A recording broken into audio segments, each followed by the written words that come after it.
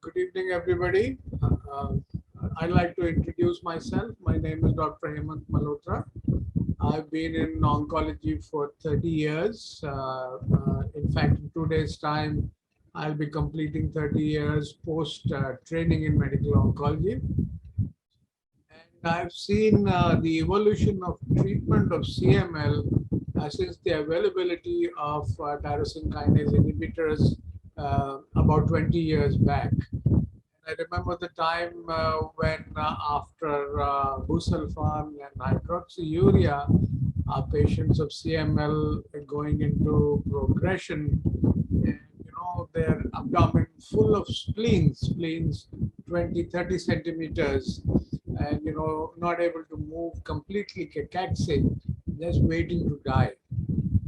And then since the arrival of these tyrosine kinase inhibitors, I've been lucky enough to witness magic.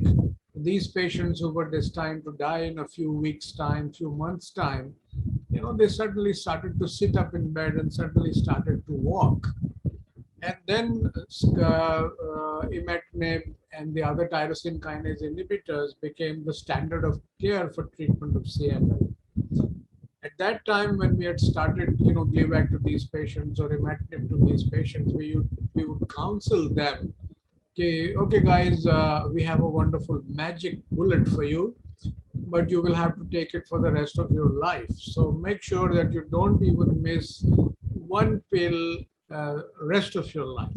That was a tall order for a lot of patients. And then in the past decade or a little more than that came this concept of treatment-free remission, first initiated by a wonderful study from Dr. Mahon in France. And then we started to realize that, okay, maybe there is a subset of patients of chronic myeloid leukemia who can be carefully selected and under a trial banner and an umbrella of a clinical trial offered this treatment-free remission. And then slowly, this TFR trial crept into the guidelines for management of CML. And now all standard CML guidelines, whether European Leukemia Net guidelines or ESMO guidelines or NCCN guidelines, they all give this option of treatment-free remission for select patients of chronic myeloid leukemia. Now, treatment-free remission in resource-constrained countries or low middle-income countries, I have used those terms interchangeably during my presentation, is a special challenge.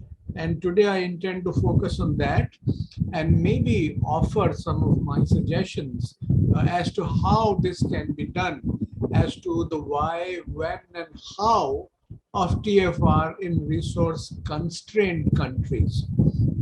I'm not going to give you the whole history and the details of the clinical trials of CML TFR, and there's a lot of that material already around, but I'll try and give you some of my inputs as to how TFR should be done in resource-constrained countries.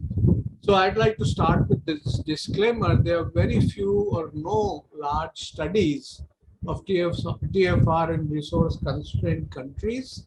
And the views expressed in this presentation will essentially be my own views, not based on any either national guidelines or any international guidelines, but based on personal experience of working in the field for 30 years and doing and attempting TFR in about 30 odd patients in my practice, and also from unpublished inputs from other experts. So this is my medical college hospital and this is my cancer center. And I bring you greetings from the Shri Ram Cancer Center, Mahatma Gandhi Medical College Hospital in Jaipur and in India. And my most sincere thanks to the ICMLF International Chronic Myeloid Leukemia Foundation for this opportunity of being able to talk to you and convey some of my thoughts to you. So let me give you a small perspective about India and possibly other resource limited countries, some perspectives and some problems. We are a huge country, 1.4 billion people, 15% of the world's population, second most populous after China, increasing at the rate of about 1.5% annually. And we are likely to overtake China vis-a-vis population in the middle of this century. And as of just now, we have a young population. About 40% of our patients are 15 years, but it is a rapidly aging population.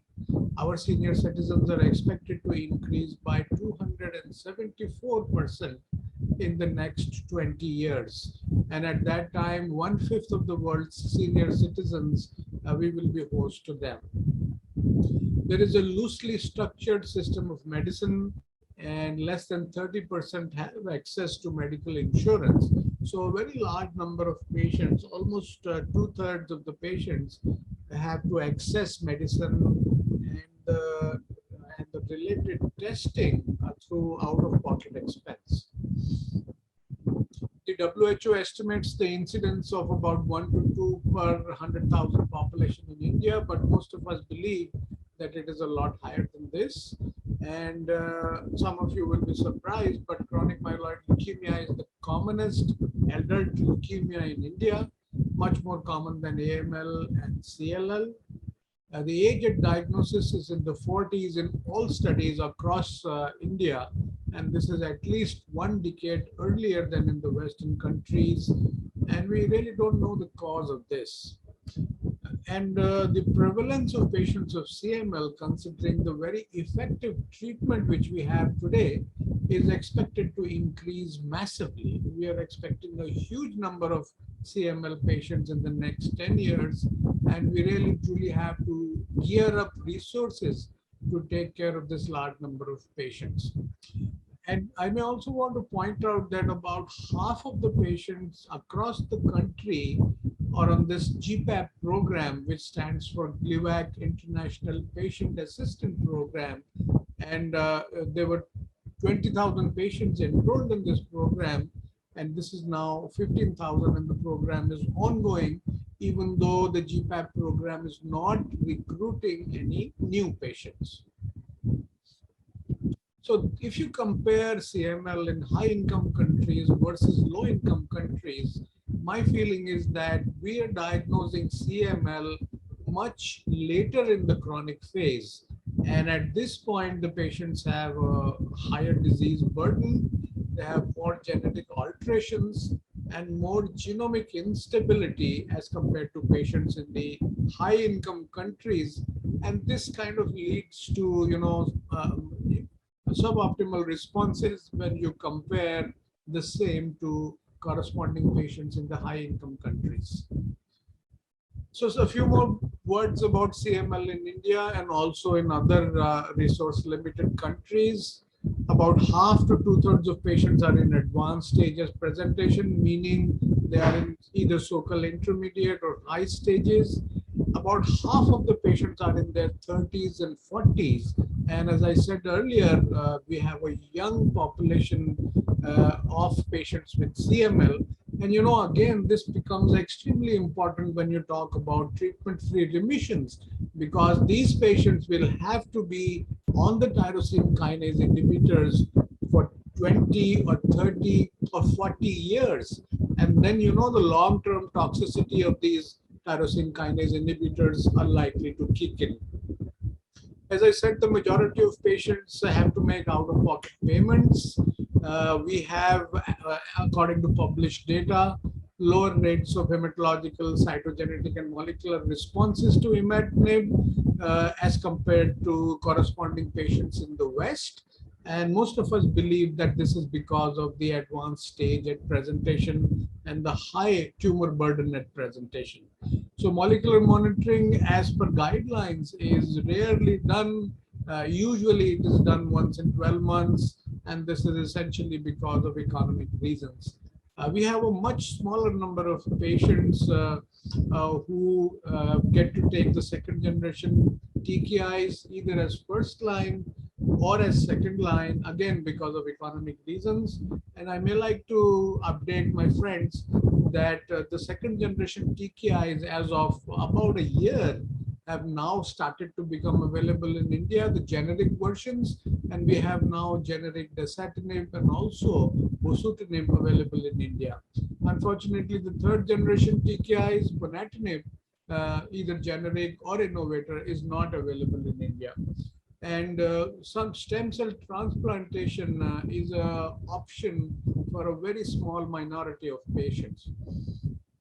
This is just to show you the comparison of out-of-pocket expenditure on healthcare. And you can see India over here, about two-thirds of our patients have to, bear their medical costs through out-of-pocket expense. And, a similar story exists in countries like Mexico and Indonesia, even though the percentage is a little less, and much less in developed countries like 11% in the United States. A lot of patients have insurance coverage there, and 17% in the UK, where most of the patients are covered by the National Health Scheme. So now let's talk about TFR and CML. Why should we be talking about TFR even in resource-limited countries? So when we have a newly diagnosed patient of chronic myeloid leukemia, CP, these are the goals which every oncologist or every hematologist has for this new patient. We would like the patient to have the earliest and the deepest response, hematological, cytogenetic, and molecular, because we know that this definitely leads to improvement in progression-free survival, improvement in event-free survival, and possibly overall survival. We want none of our patients to progress to accelerated phase or blast phase.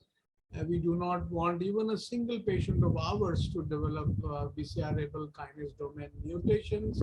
We want to maintain the quality of life of our patients so that they can lead an active, productive life.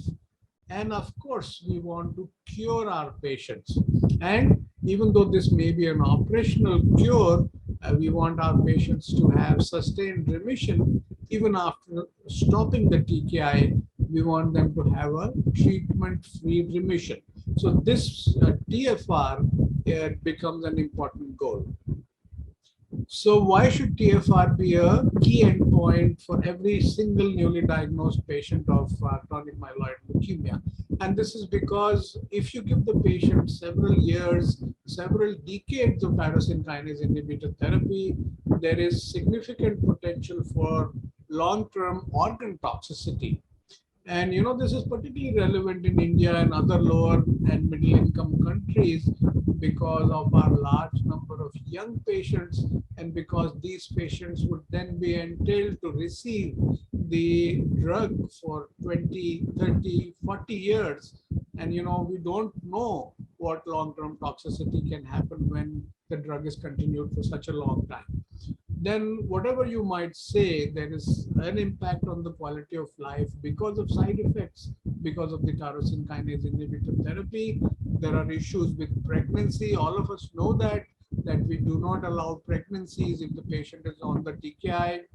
And then there is a cost to the treatment. And, for a treatment which goes on and on and on, it adds up to significant expense. And then management of the side effects, management of the toxicities, that also adds to the cost of treatment. And most important, there is now evidence that treatment-free remission may be possible in a select subgroup of patients. So let's talk about TKI and toxicity for a minute. And this is the kinograms of the various first generation and second generation tyrosine kinase inhibitor available to us. So this small blip over here for nilotinib, here for imatinib, here for dasatinib, is the ABL kinase and the effect of the TKI on the ABL kinase. So you can see very clearly that in addition to what we want, the TKI is also impacting on and suppressing several other kinases. Little less for nilotinib, quite a lot for imatinib, and quite a lot for dasatinib, significant for ponatinib. Also, several kinases are, in addition to ABL, are inhibited by bosutinib. This leads to off-target toxicities of the drug. So what we want is on-target effect of the BCR-ABL, but we also get and have to make do with off-target effects on SRC, CKIT, PDGFR, and the other kinases, and this leads to toxicities which we see with our TKIs. We see cytopenias because of suppression of c-KIT and SRC. We see immune effects because of suppression of SRC, BTK, TEC. We see fluid retention because of PDGFR suppression and SRC suppression. Similarly, we see hyperglycemia because of off-target effects. We see cardiac dysfunction. We see skin changes, and we see peripheral arterial occlusive disease, which is most common with nilotinib and ponatinib. And cytopenias are common adverse effects of dasatinib, imatinib, nilotinib. Fluid retention is a problem with imatinib. Hyperglycemia is a problem with nilotinib. Skin changes commonest with imatinib, nilotinib. Lung effects, pulmonary arterial hypertension, pleural effusions are specific to dasatinib, and peripheral arterial occlusive disease with nilotinib and ponatinib. So what are the downsides of TKI cessation? Why should TKI cessation not be done in every patient of chronic myeloid leukemia? Because we don't know the unknown long-term risk of progression and drug resistance. And if the wrong patient is selected by somebody who doesn't understand the right way to do TFR, like a wrong message and harm to the patients could be done. Repeated BCR-ABL RT-PCR testing, which is absolutely mandatory when you do TFR, is expensive. And sometimes the cost of this testing turns out to be more expensive than the cost of the TKI. And this can lead to the patient not getting a test done, and then that can lead to a major problem. And also we need to keep in mind that TFR is not a realistic goal for the majority of our patients. And if you just look at these pathways in the treatment of CML, if you talk about first generation TKIs, imatinib, only about 40% are eligible to go for a TFR attempt, and we know that about 15 to 20% will achieve successful TFR. If you go to the second generation TKIs, nilotinib, dasatinib, or bosutinib, then about 70% of patients can be eligible for the trial, and 20 to 25% can have a successful TFR. So even with careful selection, the number of patients achieving successful TFR is not very high. In the best of the countries, it is 15 to 25%, and it might be even lower in resource-limited countries because you don't achieve these kinds of deep remissions with the first or the second generation TKIs. Now, when is the right time to do TFR? There have been lots of trials telling us and guiding us on this. And this was the first trial which I've mentioned, Dr. Mahon from France, published in 2010, in which they demonstrated that for the carefully selected patient, survival without molecular relapse after stopping imatinib was about 40 to 50%. Most of the relapses were in the first 6 months, and after that, very few patients relapsed. And then we have a 5-year update of this same study, a 2-year update of this same study. And then you can see that about 40% of patients are in sustained remission without TKI 24 months after cessation. And this is the this is the 5-year data for you. Again, about 40% of patients are off the drug and in deep molecular remission 60 months after stopping imatinib. After that, there has been a huge amount of data which is accumulated. Studies, the Twister study from Australia, the kids study from South Korea and studies from across the world, from Japan. And all these studies have reported a success rate of about 40 to 60%. There have been several studies of stopping TKI post second generation TKI, and again a whole bunch of studies here, and again a success rate of about 40 to 60%. The relapse definition, or the trigger for restarting the patient who's been attempted TFR and who's starting to have a molecular relapse, it is now pretty much established that loss of MMR is the right trigger. And if you use loss of MMR and not loss of MR4, you don't lose anything, but a larger number of patients can achieve successful TFR. And here is the comparison for you. If you use loss of deep molecular response as your restart trigger, then you will be successful in TFR in about 40% of patients.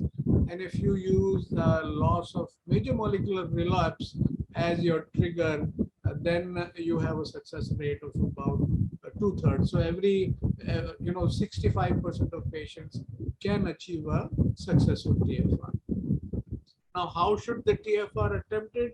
Some special emphasis on how it should be done in low and middle income countries or in resource limited countries. This is a very helpful article from Tim Hughes and David Ross, published in 2016 in The Blood, in which they very clearly highlighted green lights and yellow lights and red lights. If the patient is showing any red signal, that patient is not a candidate for TFR. And if the patient is showing all green, then that patient can be attempted for a TFR attempt. The most important is institutional criteria, and this means that you must have a standard laboratory where frequent PCR labels can be estimated reliably. And then there are this whole bunch of other characteristics which are well known to most of CML physicians. Similar recommendations have been published, and as I said, the TFR has now moved from trial stage and it has crept into the guidelines. And this is the ELN 2020 guidelines for patients with CML, the NCCN guidelines for patients with CML, and you can see that this TFR and the inclusion and exclusion criteria for TFR have been included now in these standard guidelines. A little bit of difference between ELN and NCCN. ELN being a little more conservative, which we know that Europe is a little more conservative than the United States, and that is reflected in these guidelines also. Now, very recently, in fact, this is in press. Carolina Pawlowski and her group has attempted to formulate guidelines for patients in the Latin America region, and they have suggested some issues which are coming up in a recent publication. And this is a personal communication from Carolina. I'm very thankful to her for this. And again, as compared to the LeukemiaNet guidelines, the NCCN guidelines, and the ESMO guidelines, the LandNet guidelines, as they are calling it, are more conservative. And you want more of the patients to succeed, fewer patients to go into the accelerated blast phase, and at least for starters, it is reasonable to keep more conservative guidelines. So once you attempt a TFR, molecular monitoring post-TFR is extremely vital, and this is the recommendation by all the authorities of the world. For the first 6 months, when the chance of relapse is the highest, you must monitor the patient every 4 weeks. And if there is an increase in the BCR-able gene copy numbers, if there is loss of MMR, then immediate reinstitution of the tyrosine kinase must be done. Otherwise, you will stand the risk of the patient going into accelerated phase or blastic phase. And after the first 6 months, then subsequently the BCRA must be tested every 2 to 3 months, and it must be tested for the first 5 years. And if the patient, then you can, reduce the testing even more. Now, there are several indicators of success of TFR, and several studies have been done on this. There are several clinical factors and there are several laboratory factors, and there are patient-related factors, there are disease-related factors, and the important disease-related factors being whether the patient is an high focal or low focal at diagnosis, and then the type of TKI, first generation versus second generation, the history of suboptimal response or resistance. This again is an extremely important factor which predicts the success of TFR. TKI duration, this again is a very, very important factor, and it is longer for the first generation TKIs as compared to the second generation TKI. Then again, the duration of deep molecular response, how long should the patient be in MR4, how long should the patient be in MR 4.5, or even deeper. This again is an extremely important factor which across the board has been found to be of significant prognostic value. Then there are certain laboratory features like telomerase length, like the number of natural killer cells. People have made an immune score. Then the rate of response of the patients of CML. All these also impact on the success of TFR.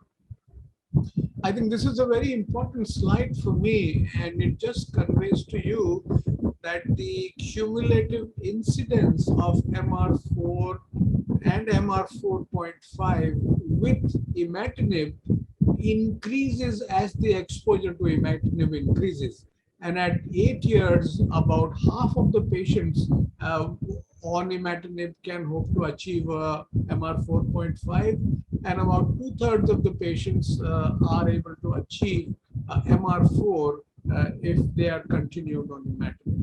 And you can see that these graphs are still increasing, and this tells me that the success and the depth of the molecular response is directly proportionate to the duration of exposure to the TKI. And I think this is extremely important when you're considering TFR in a resource limited, resource constrained setting.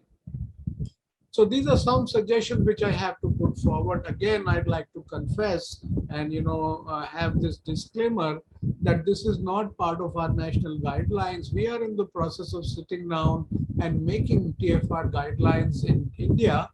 But this is what I've come to the conclusion after being 30 years in the field and treating patients of CML. We feel, and I feel, that TFR attempt is even more important in lower middle income countries because we have a large number of young patients, and we don't want this population of young patients to be exposed to the TKI for very long. And I feel that the duration of imatinib should be minimum 8 years. The duration of second generation TKIs when used upfront should be 5 years. And I'm suggesting longer duration of TKI exposure because we have a higher disease load at diagnosis. We have documented higher incidence of non-compliance with the drug and non-compliance with the testing. And there is possibly a higher chance of delayed testing and delayed follow-up in resource-limited countries. So the longer the exposure to the first, second generation TKI, the safer you are if the patient comes to you for follow-up late. My feeling is that the minimum duration of MR4 should be 5 years. The minimum duration of MR 4.5 should be 3 years. The restart trigger, there is ample evidence that loss of MMR is a good restart trigger. Patients with high focal risk and patients who have imatinib resistance or failure should probably not be considered for TFR right up front. And my feeling is that they might be considered for halving the dose of TKI for about a year, the Destiny trial model. And if the patient continues to be in deep molecular remission after 12 months of half dose TKI, then they should be attempted for stop TKI, and then you have a more chance of success. And with regards to monitoring, I think because most of the relapses are in the first 6 months, it should be done every month for the first 6 months, then 2 to 3 monthly for the next 1 year, and then 3 to 6 monthly for the next 5 years. So to continue my inputs, patients who are on support programs like the GPAP, and particularly for patients on GPAP in my country, they should be considered very, very carefully for TFR because they are on the support program primarily because of economic reasons, and they will have economic difficulty in getting frequent BCR-able testing done. And then we must also ensure that if they are unlucky enough to have a molecular relapse, to lose major molecular relapse, then we should be able to give them the first generation TKI again. Because the GPAP program in my country is not enrolling any new patients, once you take the patient off the Gleevec, then it might be difficult to put the patient back on Gleevec if the patient loses a molecular response. And then again, I think this is a universal recommendation by all experts that TFR attempts should be postponed till the end of the COVID-19 pandemic. We don't want the patient to get out of his or her house every month to get the PCR-able testing done and be exposed to the virus. So a little bit of patience, maybe another 3, 4, 5, 6 months should be the rule. And it's even more important and challenging to ensure quality control in labs where the RT-PCR is to be done for these patients. And there should be more academic labs which can do a high quality PCR-able PCR testing at a low cost. And then again, we need to find ways and means to support the RT-PCR testing. And this can sometimes be even more expensive than the cost of generic TKI. And of course, clinical trials to look at prognostic factors which are specific to successful TFR in low and middle income countries and in resource constrained countries must be initiated. And these are areas of ongoing research which we should all, look at and participate. We have the optimal patient who has an optimal response, deep molecular response, a TFR attempted, has a relapse, and these patients usually should have TKR for TKI for lifelong. Then if you restart the same TKI and second TFR attempt, whether this should be attempted or not, studies are ongoing. If the patient relapses, then maybe it makes sense to use a more potent TKI and then attempt a second TFR. So all these strategies need to be tested, and these strategies are evolving. And then again, this is some more patients which need more research. The patients who do not have a deep molecular response, should they be given lifelong therapy, or should a more potent TKI be given, a deeper molecular response attempted, and then a TFR attempt can be done.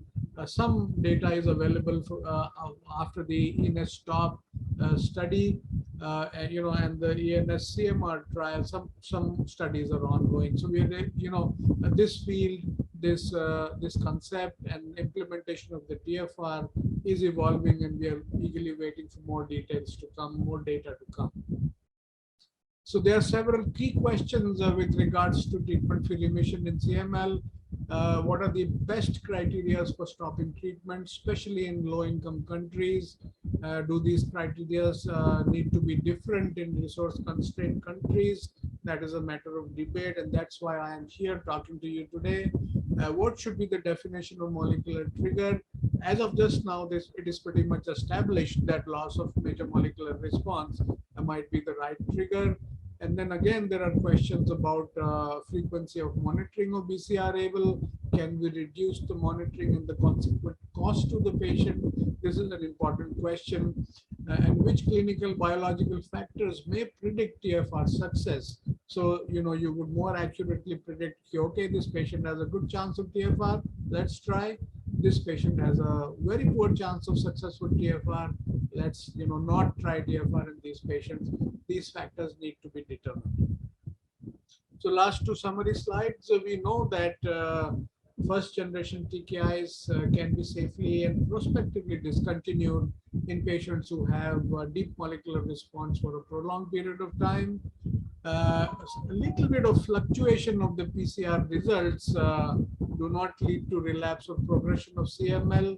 And the next 1 month report is important to be able to decide whether the patient needs reinstitution of treatment or the patient can be continued to be observed. And these trials are encouraging and offer hope for the patient of CML and hope for operational cure of the disease. And this TFR concept is now moving from trials to guidelines, but still a lot of inclusion and exclusion criteria need to be kept in mind. Now, whether patients in resource limited countries need major modifications in these published guidelines, I have a feeling that yes, they should be modified slightly, and it might be good if to include only patients who have had a longer exposure to TKI and a longer duration of deep molecular response before attempting the TFR stop TKI. And with that, I'd like to thank you very much for listening to me. My email is available at the ICMLF website. If there are any clarifications I can do for you, I'll be more than happy to do for you. And with that, I close my presentation. Thank you very much and have a wonderful day.